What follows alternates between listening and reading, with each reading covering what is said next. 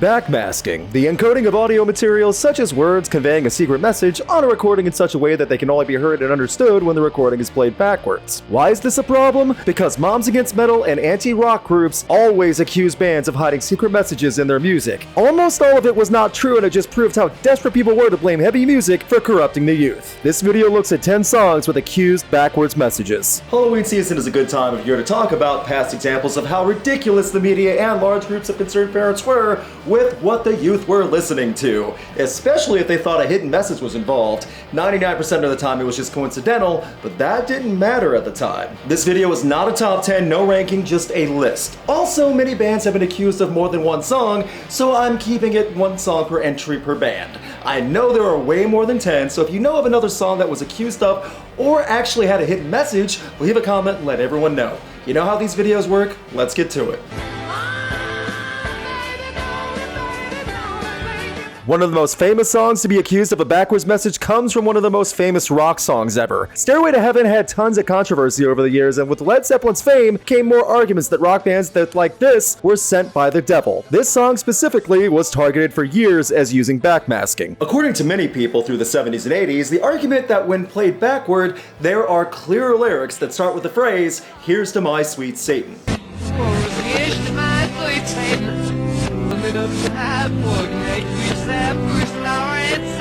It's a bit muddied in my opinion, a big stretch by panic-stricken people afraid of the music, and it only pushed the song further. The band and label repeatedly denied it. Robert Plant said, "To me, it's very sad because Stairway to Heaven was written with every best intention, and as far as reversing tapes and putting messages on the end, that's not my idea of making music." The argument against Led Zeppelin and backmasking went on for years, including cultist groups following Led Zeppelin, also believing it was satanic in disguise. It wasn't. Both anti-rock groups and Satanists were hearing things that were not there.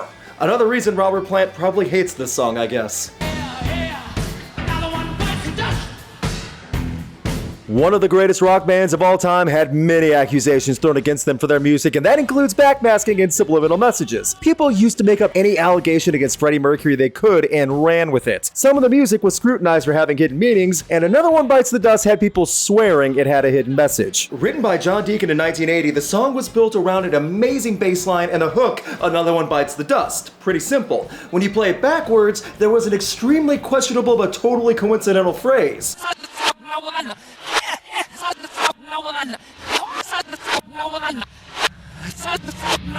It's easy to hear. It's almost unexplainable if not for knowing that it really was just random and how the expression from Freddie came and how the lyrics ran. People accuse Queen of backmasking and Freddie Mercury trying to corrupt people while being cheeky. It didn't help that Freddie Mercury was cheeky all the time anyway. Also doesn't help that Freddie would encourage debauchery like this, so it adds more to the accusation. Wow, Mr. Bad Guy is probably still laughing about this somewhere.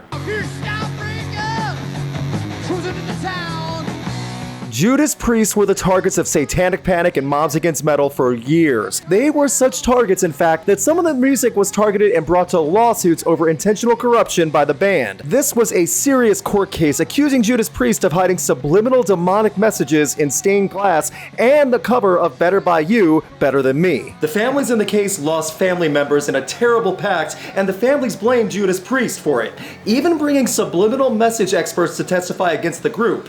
It was a circus sideshow, including that expert saying that lyrics "Into the Abyss," isolated and played backwards, became "Sing My Evil Spirit."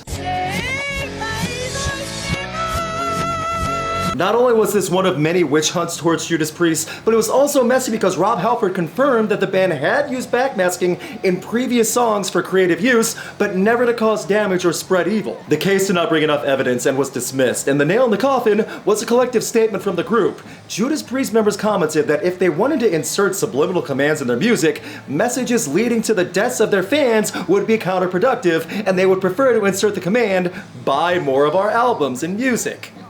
Duh. Proof that no one was safe from Satanic Panic and Moms Against Metal or Moms Against Common Sense, Styx That's right, Styx was heavily accused of backmasking and satanic backwards messages in their music. Of all the bands to go after for Satanic Panic, you went after the band that did Come Sail Away. Well, in 1981, the Moms Against Metal went after Styx with the song Snowblind. It had intense results in court too, because it was the courts in Arkansas who were not exactly open to anything. The song Snowbird had the lyric, "I try so hard to make it so." When played backwards, anti-rock music activists claimed it sounded like Satan moves through our voices. It was a garbage claim and there was no backmasking. Songwriter Dennis DeYoung said of the matter, "Anyone who plays their records backwards is the Antichrist. We have enough trouble making these records sound right forward. People have nothing better to do. It's the name Styx, which means the river in the underground. Can you imagine the guys who wrote Babe? What's worse is the state senate in Arkansas back then agreed with the Moms and said that any album with backmasking must be labeled as such." Arkansas, where logic comes second to fear-mongering. Welcome to the Hotel California. The Eagles have the best-selling album of all time, and on that Greatest Hits compilation is one of the most massively successful songs ever in Hotel California. The Eagles were untouchable for years, and Hotel California was a weird target for suggestion that Beelzebub was being sang about in a backwards message. But then again, anti-rock protesters went after anything. I mean, Joe Walsh often speaks in tongues, so I guess that kind of makes it a reason to assume. Hotel California is one of the songs that the older generation looks back at fondly and remembers where they were while they listened to the track. Then again, a song intended to be dark and in an obscure place you never leave is going to rile up the zealots. The accusation was that out-of-context phrase "in the middle of the night" just to hear them say becomes, "Yeah, Satan hears this, he had me believe in him." It's garbage. This is a garbage claim. It doesn't even sound close at points. The actual song is darker in tone than whatever people were claiming the backwards message was. Don Headley said this song is about a journey from innocence to experience. That's it. I'm pretty sure it was not meant as following the devil. It's no surprise that the evil and ill repute Motley Crue would be accused of backwards messages spreading the bad word. I mean, the song Shout of the Devil had to be infuriating PTA moms in the 80s. On the surface, it meant to be tough and edgy and to rile the youngsters up, but deep down, it turned out to be nothing. The bandmates themselves were way more evil than the music anyway. Shout of the Devil is a comical one because the argument was that the phrase shout, shout, shout, shout at the devil turned into worship, worship, worship, worshiping the devil's fine. Yeah, that's how delusional they were. It doesn't even sound close to what they were accusing. I get why this was an easy target and the televangelists charged after the Crue and the bands like them in the 80s. They had a big bullseye on themselves by even having the name devil in a song title, let alone album. Groups like Motley Crue had to have loved this though, because religious propaganda using your music to talk about how evil your music is? That's amazing free advertising on network TV where kids were watching nonstop in the 80s. Motley Crue should be thanking those televangelists.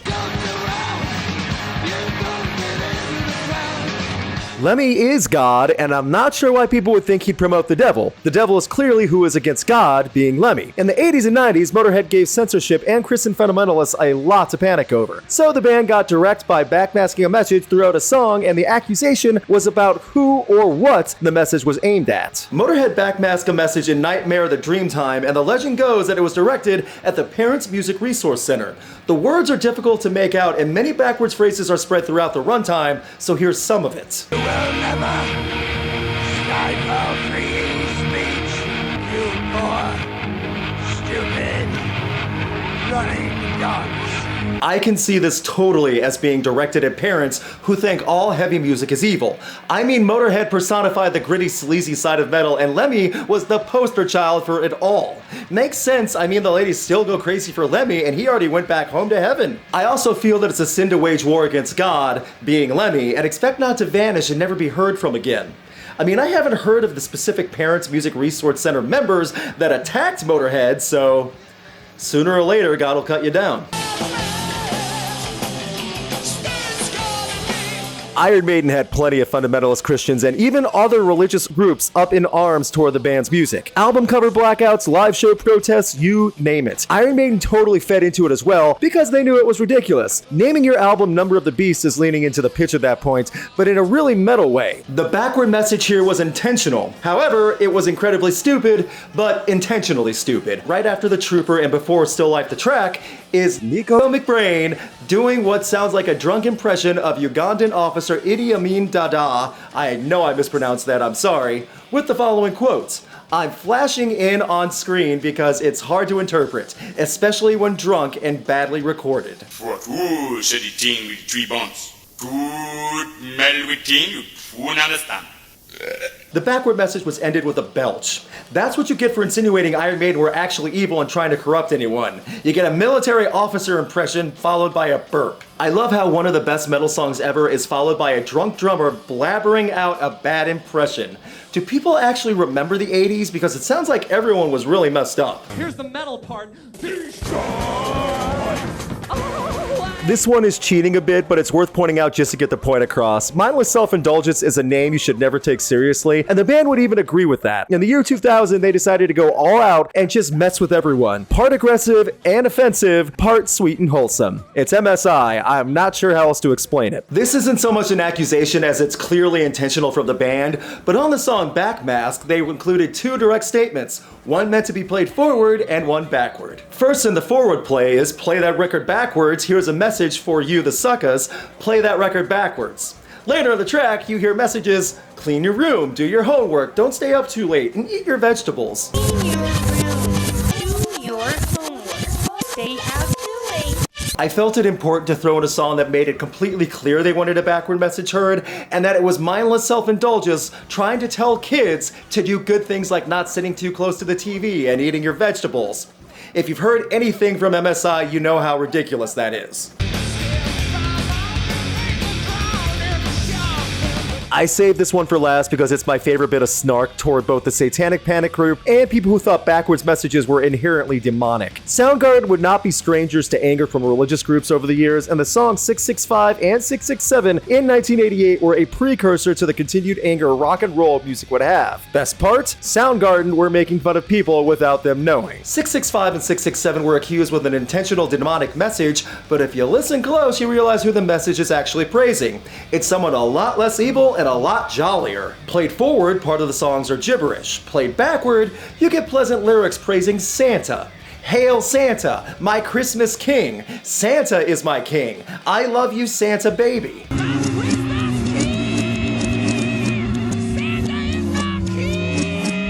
What I love about this is that after Jesus Christ Pose came out and the religious groups and concerned parents came after Soundgarden, they tried to use 665 and 667 as supportive proof of their evil ways. If they had only known just how much they were being played from the beginning. The Satan worship was falsely accused, but the Santa worship is underappreciated. Those anti-rock groups playing checkers while Chris Cornell was playing chess. And that was a look at 10 songs with accused backmasking and backwards messages. Know of another song that was accused of a hidden message? Leave a comment and let everyone know. Big thanks to my patrons and special thanks to Chris Stoneman, Dom Noble, and Frosty Rabbit. You can have a say in upcoming videos, get weekly new music playlists, and see videos early by supporting Rocked on Patreon. $2 a month goes a long way. Click on the video description on how you can support the channel. Please subscribe and ring the bell to get notified of upcoming videos, and you can keep up to date with Rocked on Facebook, Twitter, Instagram, and TikTok.